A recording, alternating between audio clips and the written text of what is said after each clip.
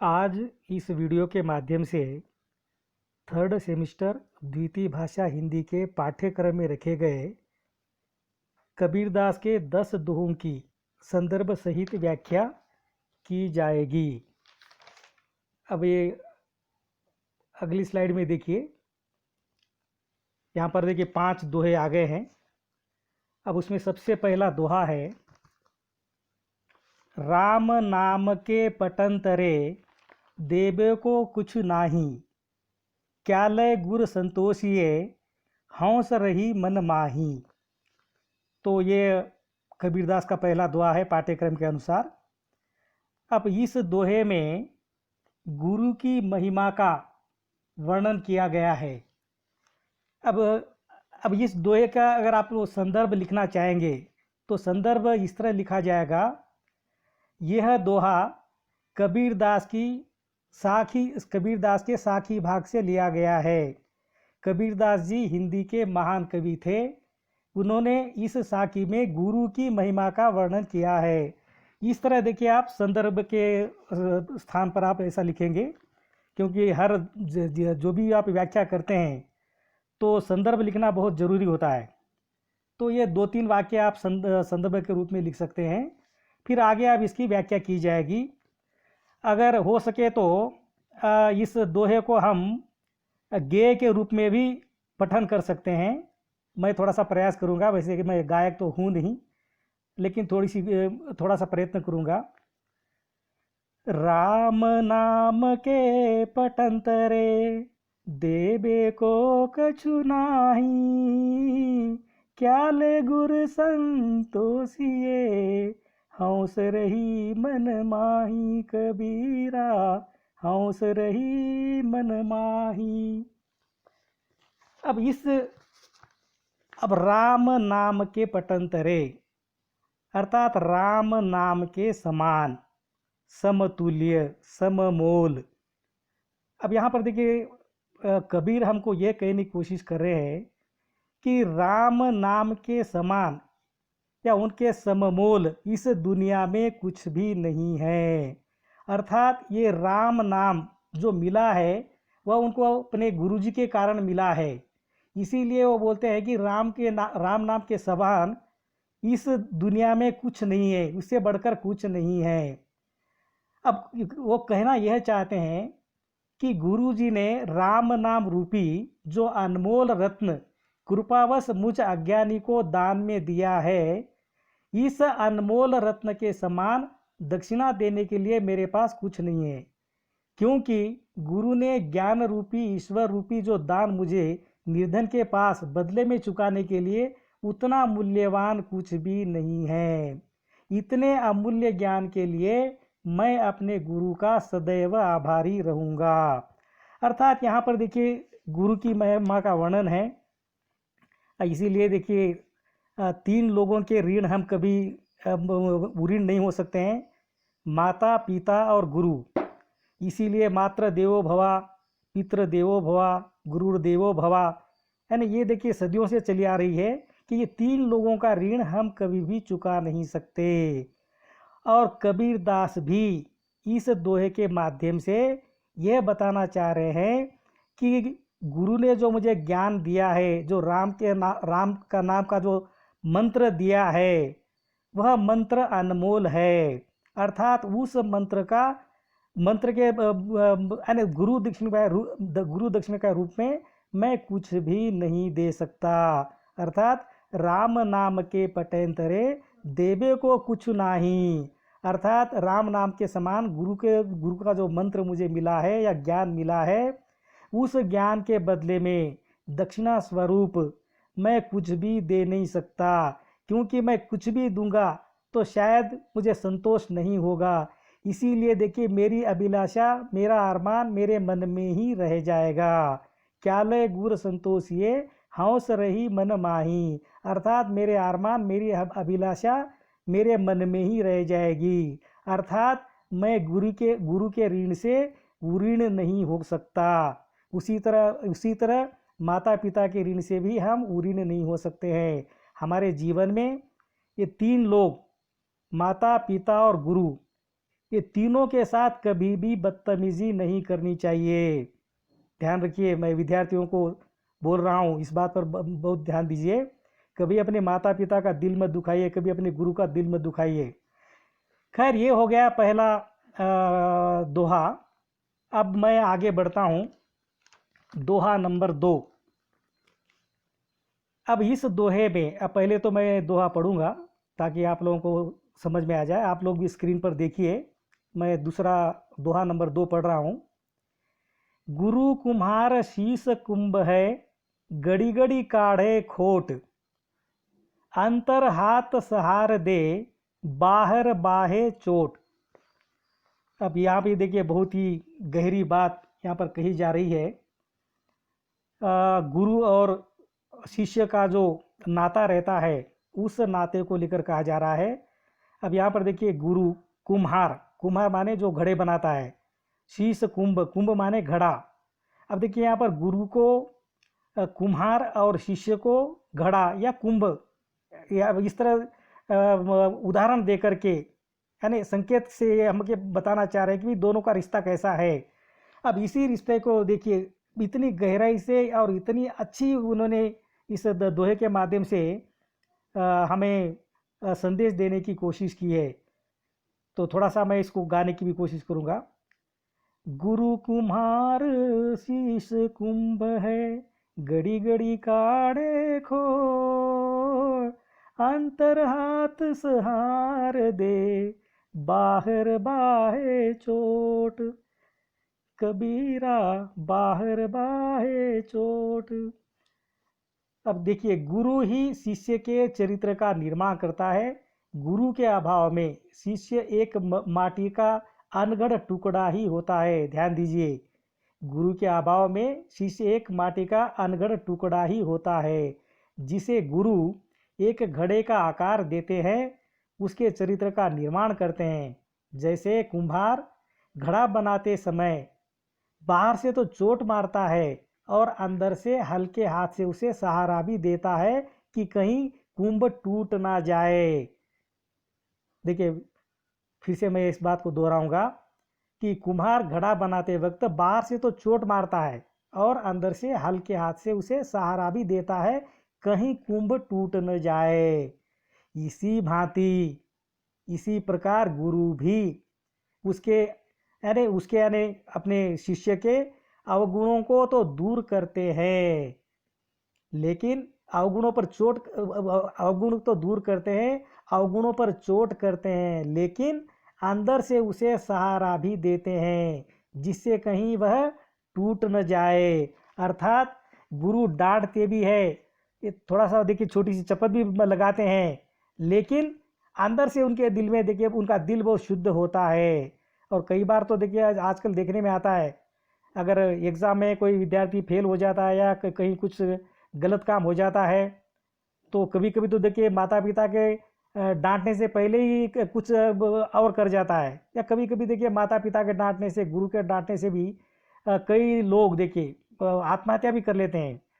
लेकिन ऐसा नहीं करना चाहिए। माता पिता गुरु जब डांटते हैं तो सोचना चाहिए कि भाई ये हमारे भलाई के लिए ही बोल रहे हैं, इस बात को नहीं भूलना चाहिए।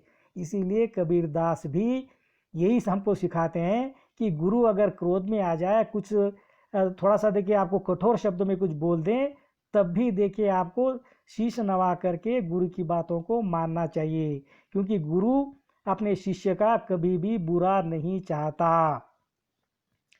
अब हम आगे बढ़ते हैं और दोहा नंबर 3। दोहा नंबर 3, अब ये थोड़ा सा देखिए, अब हमारी जो पाठ्य पुस्तक है उसमें थोड़ा सा आगे पीछे हो गया है। खैर, अब पाठ्य पुस्तक में जो है उसी को मैं यहाँ पर देखिए आप लोगों के लिए रखा हूँ, तो मैं पढ़ता हूँ तीसरा दोहा। मनीषा जन्म दुर्लभ है, देहन बारंबार, तरवर से फल झड़ी पड़िया, बहुरी न लागे डार। मैं फिर से पढ़ूंगा। मनीषा जन्म दुर्लभ है, देहन बारंबार, तरवर से फल झड़ी पड़िया, बहुरी न लागे डार। अब देखिए, कबीर के जो दोहे हैं, हर दोहों में बहुत ही गहरी बात सरल शब्दों में कबीर हमें बताते हैं। अब यहाँ पर भी देखिए बहुत गहरी बात है, लेकिन बहुत ही यानी सरल सा उदाहरण दे करके वो बता देते हैं। अब यहाँ पर कबीर कह रहे हैं, इस संसार में मनुष्य का जन्म मुश्किल से मिलता है, अर्थात मनीषा जन्म दुर्लभ है। इस संसार में मनुष्य का जन्म मुश्किल से मिलता है, अर्थात मानव जन्म बहुत ही दुर्लभ है। यह मानव शरीर उसी तरह बार बार नहीं मिलता जैसे वृक्ष से फल झड़ जाए तो दोबारा डाल पर नहीं लगता। अर्थात एक बार अगर डाल से फल नीचे गिर जाता है तो फिर वह फल वापस नहीं लगता। उसी तरह एक बार हमारी मृत्यु हो जाती है तो हम फिर से जीवित नहीं हो सकते हैं। इसीलिए जब तक जीवित है, जब तक देखिए जान है, तभी तक हमें कुछ करना चाहिए, क्योंकि बाद में पछताने से कुछ होने वाला नहीं है। तो यहाँ पर कबीरदास बहुत ही अच्छा उदाहरण देते हुए हमें समझाने की कोशिश करते हैं कि जब तक हमारी सांसें चल रही है तब तक हमें कुछ अच्छे कर्म करना चाहिए। तो ये हो गया तीसरा दोहा। अब मैं ज़्यादा डिटेल में नहीं जाऊंगा, मेरे ख्याल से आप लोग समझ गए होंगे। अभी मैं चौथे दोहे की ओर बढ़ता हूँ। चौथा दोहा है, हेरत हेरत हे सखी रहा कबीर हिराय, बूंद समानी समुद्र में शोकत हेरी जाए। अब यहाँ पर देखिए पहले इसका शाब्दिक अर्थ हम मालूम कर लेते हैं। हेरत हे सखी, अर्थात ढूंढते ढूंढते हे सखी, रहा कबीर हिराए, अर्थात मैं खुद ही खो गया हूँ। अब देखिए ईश्वर की खोज में, कहते हैं कि मैं ईश्वर की खोज में निकला लेकिन खुद ही खो गया।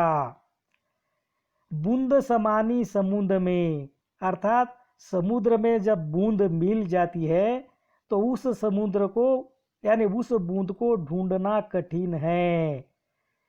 आप चाहे कितना भी ढूंढिए तब भी आपको वह मिलने वाली नहीं है। इसीलिए कबीर कहते हैं कि ईश्वर एक है और सर्वत्र है, अर्थात ईश्वर तो कण कण में है। हम उसे कहाँ खोजेंगे, वो तो कण कण में है, उसे हर जगह खोजने की जरूरत नहीं है। इस दोहे के माध्यम से कबीर हमें यह संदेश देते हैं कि हमें भगवान को खोजने की, परमात्मा को खोजने की, ईश्वर को खोजने की आवश्यकता ही नहीं है, वह तो हमारे अंदर ही है। वो बोलते भी उसको तो ढूंढने की जरूरत ही नहीं है, वो तो हमारे आत्मा में ही है, आत्मा में ही परमात्मा बैठा हुआ है। इसीलिए देखिए, अब वैसे तो कबीरदास ये मंदिर का विरोध करते हैं, मस्जिद का विरोध करते हैं, हर तीर्थ स्थान का विरोध करते हैं, बोलते भी ये सब बकवास है। खैर जो भी हो, इस दोहे के माध्यम से कबीर यही कहना चाहते हैं कि परमात्मा ईश्वर कण कण में होता है, उसे बाहर खोजने की आवश्यकता नहीं है, क्योंकि ईश्वर तो हमारे अंदर ही है। तो बहुत ही सुंदर सुंदर बातें यहाँ पर हमें सुनने को मिल रही है, बहुत ही गहरी बात यहाँ पर कबीरदास ने कही है। अब आगे मैं बढ़ता हूँ। अब देखिए मैं हर दोहे के साथ मैं इसकी संदर्भ की बात नहीं कर रहा हूँ, क्योंकि मैंने पहले ही संदर्भ के बारे में बोल दिया है। अब वही संदर्भ देखिए हर दोहे के लिए चलेगा, और थोड़ा सा देखिए दोहे के हिसाब से थोड़ा सा परिवर्तन करना होगा, उतना ही, यानी संदर्भ वही रहेगा और केवल देखिए व्याख्या बदलती जाएगी। अब हम आगे बढ़ते हैं और अगला दोहा है। ये तो बहुत ही प्रसिद्ध दोहा है, आप लोगों ने इससे पहले भी सुना होगा, कई बार सुने होंगे, क्योंकि बहुत प्रसिद्ध दोहा माना जाता है कबीरदास का। अब ये दोहा है, काल करे सो आज कर, आज करे सो अब, पल में प्रलय होएगी बहुरी करेगा कब। कबीरदास का देखिए बहुत ही प्रसिद्ध दोहा है। अब कबीरदास यहाँ पर इस दोहे के माध्यम से हमें समय की महत्ता यानी समय का महत्व हमें बता रहे हैं कि समय का महत्व क्या होता है। इसीलिए समय को कभी व्यर्थ नहीं खोना चाहिए, यानी हमेशा समय का सदुपयोग करना चाहिए, क्योंकि ये जो समय है वह फिर वापस नहीं आता।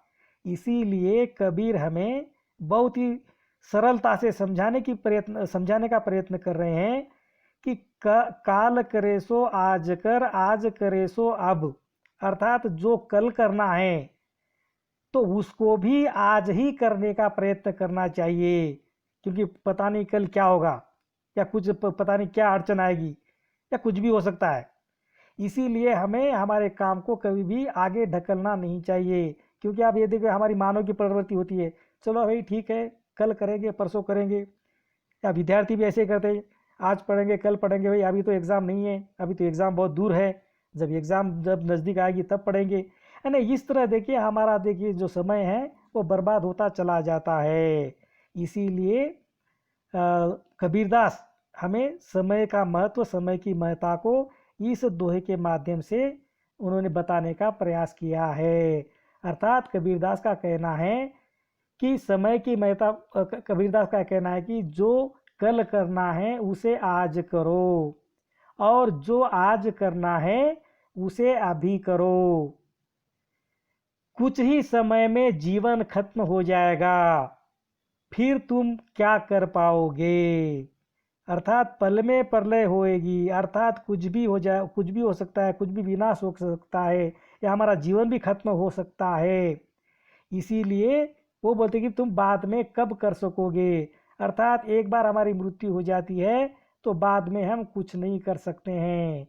अब देखिए कई सारे मेरे जो परिचित है, मेरे जो रिलेटिव्स है, उनमें देखिए 2-3 लोग ऐसे हैं जिनको मेरा दिल से बहुत गहरा नाता था, लेकिन वो बहुत कुछ करना चाहते थे, लेकिन अचानक उनकी मृत्यु हो गई। अब मुझे अभी भी जब भी मैं कबीरदास का दोहा पढ़ता हूँ या इसके बारे में जब मनन करता हूँ, तब मेरे आंखों के सामने मेरे 2-3 मेरे रिश्तेदार आंखों के सामने आ जाते हैं। वे लोग भी बहुत कुछ करना चाहते थे, लेकिन किसी कारण उसमें डिटेल में नहीं जाऊँगा। लेकिन कहना मैं यही चाहता हूँ कि जो भी काम है, जो कल का काम भी आज ही करने की कोशिश करना चाहिए, और आज का काम अभी शुरू कर देना चाहिए, क्योंकि पल भर के बाद क्या होने वाला है किसी को पता नहीं है। इसीलिए अगर कुछ हो गया तो हम कुछ कर नहीं सकते। इसीलिए समय रहते ही हमें समय का सदुपयोग कर लेना चाहिए। तो यहाँ पर देखिए 5 दोहे समाप्त हो गए हैं और हम अगली स्लाइड की ओर जाएंगे। तो ये स्लाइड देखिए आप लोग आपके स्क्रीन पर आ गई होगी। अब और 5 दोहे हमें 5 दोहे की व्याख्या करनी है। अभी छठा दोहा है, दोहा नंबर 6। हाँ, सुख के संगी स्वार्थी, दुख में रहते दूर, कहे कबीर पर मारथी, सुख दुख सदा हजूर। अब देखिए यहाँ पर भी बहुत ही अच्छी बात कही गई है। अब क्योंकि हमारे जीवन में घटने वाली चीज़ें हैं ये, क्योंकि कौन सा दोस्त सच्चा है, कौन सा दोस्त बुरे वक्त पर काम आता है, कौन देखिए बुरे वक्त पर हवा से दूर हो जाता है। तो इसीलिए कहा जाता है ना, कभी कभी हमारे मन में परेशानियां या समस्याएं भी आनी चाहिए, तब पता चलता है कि हमारा सच्चा दोस्त कौन है। तो यहाँ पर देखिए कबीरदास हमको समझाने की कोशिश कर रहे हैं कि स्वार्थी लोग केवल सुख के साथी होते हैं, सुख के संगी स्वार्थी। अर्थात स्वार्थी लोग केवल सुख के साथी होते हैं, दुख में रहते दूर। अर्थात दुख आने पर वे भाग खड़े होते हैं। समझ रहे बात?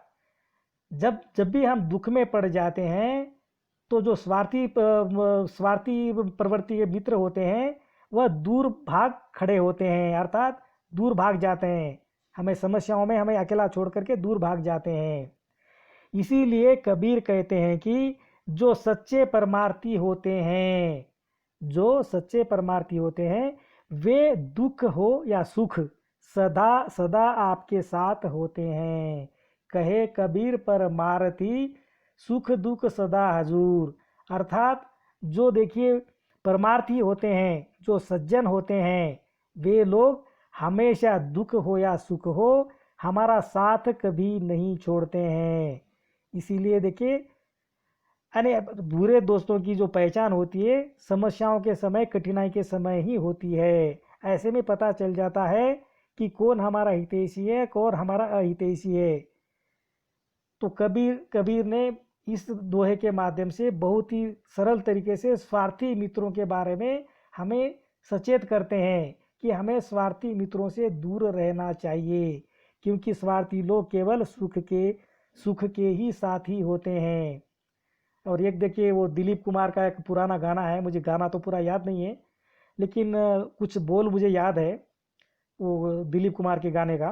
वो दिलीप कुमार अरे फिल्म में गाता है, सुख के सब साथी दुख में न कोई, सुख के सब साथी दुख में न कोई।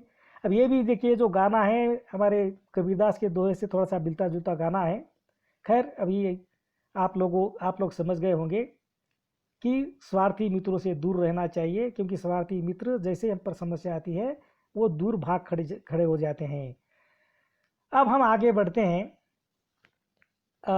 दोहा नंबर 7। अब दोहा नंबर 7 भी कबीर का बहुत ही महत्वपूर्ण दोहा है और इस दोहे को ध्यान से सुनना चाहिए। अब इस दोहे पर देखिए चिंतन मनन भी करना चाहिए। यहाँ पर देखिए जो उदाहरण देकर को हमें समझाने की यहाँ पर कबीरदास जी प्रयत्न कर रहे हैं। एक बार हम उस दोहे पर नजर डालते हैं। सरवर तरवर संत जन, ध्यान दीजिए स्क्रीन पर देखिए 7वां दोहा है। सरवर तरवर संत जन चौथा बरसे मेह, परमारथ के कारणे चारों धारी देह। बहुत सुंदर बात यहाँ पर कही गई है और मेरे ख्याल से आप लोगों को भी थोड़ा सा समझ में आ गया होगा, विद्यार्थियों को भी। आप लोग भी देखिए कि जब भी आप दोहा पढ़ते हैं तो पढ़ने के बाद उसको समझने की कोशिश करनी चाहिए, प्रयत्न करना चाहिए, तो दोहा और अच्छी तरह समझ में आ जाता है। अब मैं एक एक शब्दों के यहाँ पर अर्थ बताऊंगा। सरवर, सरवर माने सरोवर, सरोवर माने तालाब, नदी, झील, जहाँ पर देखिए पानी रहता है उसको बोलते हैं सरोवर। सरोवर माने तालाब, नदी, झील। तरवर, तरवर माने तरु, तरु माने पेड़, तरवर माने पेड़ पौधे या वृक्ष। अर्थात तालाब, वृक्ष या पेड़ पौधे। संत जन, संत जन माने सज्जन, महात्मा, जो हमेशा दूसरों का भला सोचते हैं, जो हमेशा अपना पूरा जीवन देखिए दूसरों की भलाई के लिए लगा देते हैं, ऐसे लोगों को संत जन बोलते हैं। अर्थात संत जन माने सज्जन, महात्मा। और चौथा है बरसे मेह, बरसे मेह माने बरसने वाले बादल। अब दिखने वाले बादल नहीं है। अब देखिए कई बार तो देखिए बादल देखिए घूमते यानी बादल दिखते हैं लेकिन बरसते नहीं है। लेकिन यहाँ पर देखिए बरसने वाले बादल का ही महत्व है, दिखने वाले बादल का महत्व नहीं है। अर्थात यहाँ पे कबीर स्पष्ट करते हैं बरसे में यानी बरसने वाले बादल।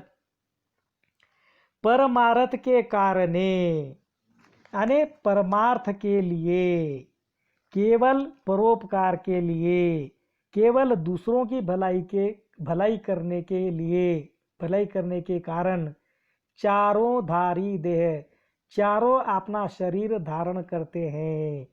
अर्थात तालाब, जब अब तालाब में जब पानी आता है वह भी जीव जंतु पीते हैं। वृक्ष पर जो भी फल फूल लगते हैं वो भी देखिए लोग ही खाते हैं। उसी तरह के संत जन भी जो कुछ भी करते हैं वह देखिए दूसरों के लिए ही करते हैं। और जो बरसने वाले बादल है, बरसने वाले बादल अगर नहीं रहेगा तो, अगर पानी नहीं रहेगा तो जीवन ही नहीं रहेगा, पानी के बिना तो कुछ चलने वाला नहीं है। अर्थात ये चारों का उदाहरण दे करके हमें कह रही कि चारों लोग केवल परोपकार के लिए ही अपने शरीर का धारण करते हैं। अर्थात सरोवर, वृक्ष, संतजन, और चौथा मेह का बरसना या बादल, बरसने वाले बादल। ये चारों परोपकार के लिए ही प्रकट है। सरोवर, वृक्ष और बादल तो जड़ है, संतों की परोपकारिता से किसी की बराबरी नहीं हो सकती। अर्थात यहाँ पर देखिए तालाब और पेड़ और बरसने वाले बादल, अब ये तो जड़ है, अर्थात ये तो अपना काम करते ही हैं, लेकिन इसमें है संत जन। क्योंकि हम देखते हैं कि बहुत सारे लोग होते हैं, बहुत पैसा भी होता है, लेकिन किसी के लिए भी 1 रुपया खर्च नहीं करते हैं। इसीलिए कहा जाता है कि उन्होंने इसीलिए संत जन का यहाँ पर प्रयोग किया है। क्योंकि बहुत सारे लोग होते हैं जिनके पास बहुत कुछ रहता है, पैसा वैसा, लेकिन वह किसी का भला नहीं करते हैं, दूसरों की भलाई के बारे में सोचते नहीं हैं, हमेशा अपना घर ही भरना चाहते हैं। और ऐसे देखिए करोड़ों लोग हमारे सामने भी दिखाई देते हैं। बहुत सारे लोग होते हैं केवल अपने लिए जीते हैं, ठीक है। लेकिन यहाँ पर देखिए कबीरदास हमें इस दोहे के माध्यम से कहना चाहते हैं कि भाई हमें संत जन के जैसा, यानी सज्जन के जैसा, महात्मा जैसा, यानी संत जनों की तरह होना चाहिए, जिनका सारा जीवन परोपकार के लिए लगा देते हैं। उसी तरह हमें भी परोपकार की भावना हमारे मन में होनी चाहिए। जितना हो सकता है हमें परोपकार करना चाहिए, क्योंकि साथ में है हम कुछ लेके जाने वाले नहीं हैं। कहते हैं ना भाई, कफन को जेब नहीं होता है। आप कितना भी कमाएंगे तो सब कुछ यहीं पर छोड़ करके जाना है। इसीलिए जब तक आप जीवित है, यदि आपके पास पैसा रुपया है तो उसका सदुपयोग करना चाहिए, परोपकार के काम करना चाहिए। ये परोपकार हमारा चरित्र का सबसे बड़ा देखिए अंग होता है, यानी परोपकार से बढ़कर कुछ भी नहीं होता है। अर्थात हमारे जीवन में परोपकार की भावना रखना बहुत ही जरूरी है। और हम आगे बढ़ते हैं, ये हो गया दोहा नंबर 7। अब आगे बढ़ते हैं दोहा नंबर 8। अब दोहा नंबर 8 मैं पहले दोहा पढ़ूंगा। दुनिया कैसी बावरी, पाथर पूजन जाए, घर की चाकी कोई न पूजे, जाही का पीसा खाए।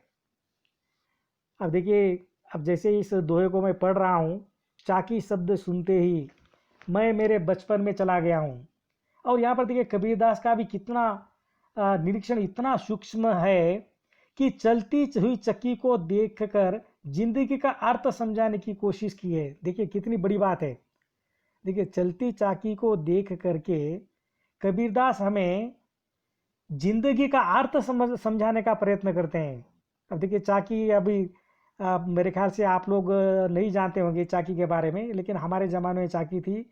तब देखिए फ्लोर मिल होता है ना, जहाँ पर देखिए आटा पिसवाया जाता है। तो हम जब छोटे थे तब भी देखिए ये नहीं था। ये बाद में देखिए हमारे गांव में चक्की आई, फिर बाद में देखिए वो यानी बिजली से चलने वाली। ये तो बात का जीवन है, लेकिन मेरे ख्याल से आप इसको नहीं जानते होंगे, लेकिन मैं तो जानता हूँ। और मैं कई बार चक्की से देखिए आटा भी पीसा हूँ। अर्थात पुराने ज़माने में आटा पीसने के लिए चाकी का उपयोग किया जाता था। नीचे और ऊपर एक एक गोल बड़ा पत्थर होता था और इसे घुमाया जाता था। घुमाने के लिए एक किल्ली अर्थात लकड़ी का डंडा होता था।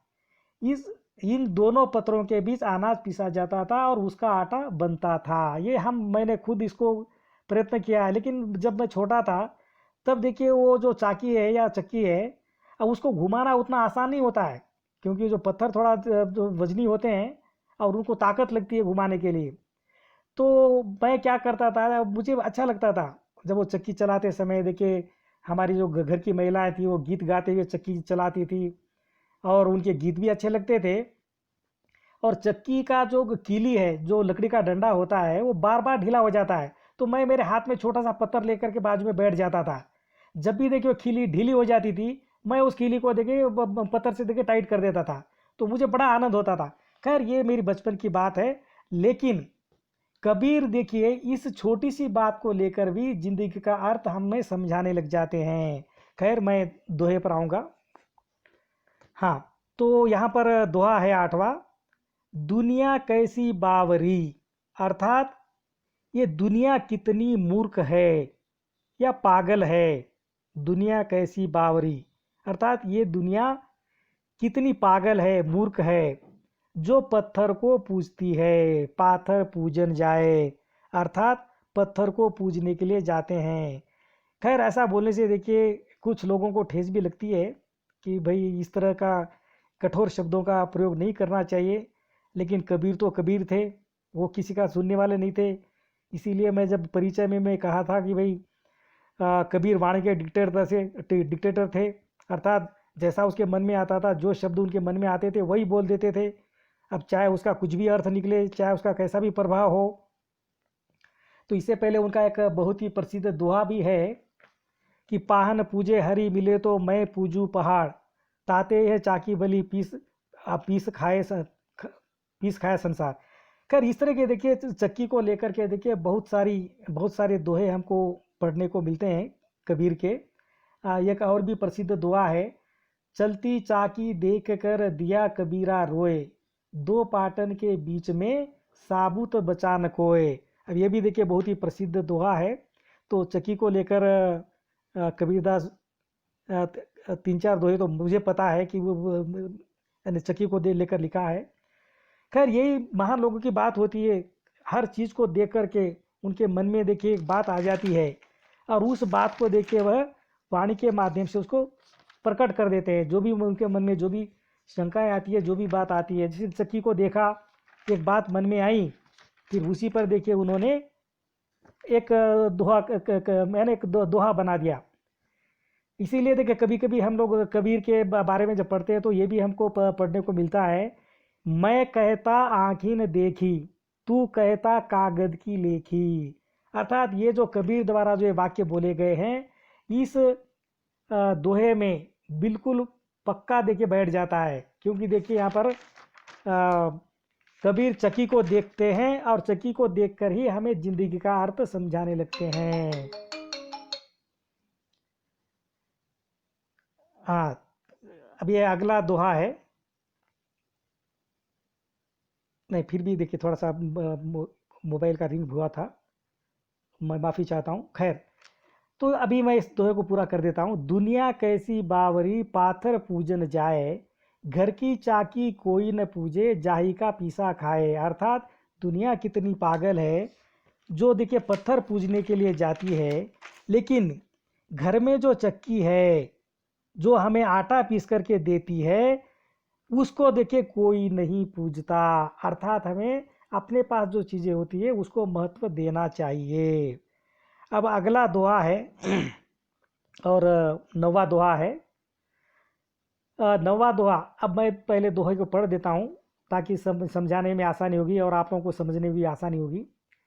जी ही घटी प्रीति न प्रेम रस, फूनी रसना नहीं राम, ते नर इस संसार में उपजी सहे बेकाम। अब देखिए बहुत ही कठोर बात, कठोर शब्द यहाँ पर बोल रहे हैं। अब कठोर शब्द इसलिए प्रयोग कर रहे हैं कि जिनके मन में प्रेम दया नहीं है। अब ये लेख देखिए कबीर वो ऐसे लोगों को देखिए एक प्रकार से डांटते भी है और इस दोहे के माध्यम से भी डांटा है।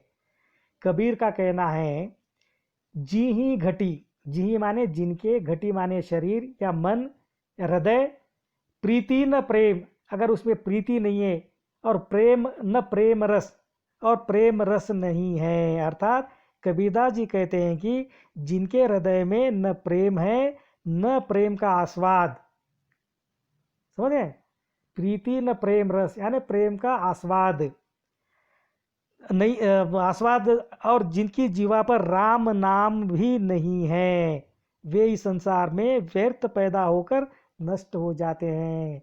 अर्थात तेनर इस संसार में उपजी सए बेकाम, अर्थात व्यर्थ पैदा होकर नष्ट हो जाते हैं। अर्थात ऐसे लोगों का कोई मूल्य नहीं है जिनके मन में प्रेम की भावना नहीं है, जिनके मन में प्रीति की भावना नहीं है।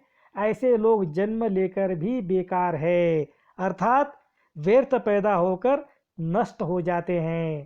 तेनर इस संसार में उपजी सए बेकाम।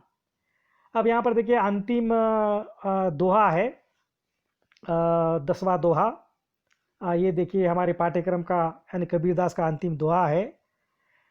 और इस दोहे में भी बहुत बड़ी बात यहाँ पर देखिए हमें समझाने की कोशिश करते हैं। वैसे कबीरदास के हर दोहे में कोई ना कोई देखिए उपदेश संदेश छिपा होता है, केवल हमें उसे ग्रहण करना है, केवल देखिए सुन कर के छोड़ना नहीं है, बल्कि हमारे जीवन में भी उसको अपनाना है।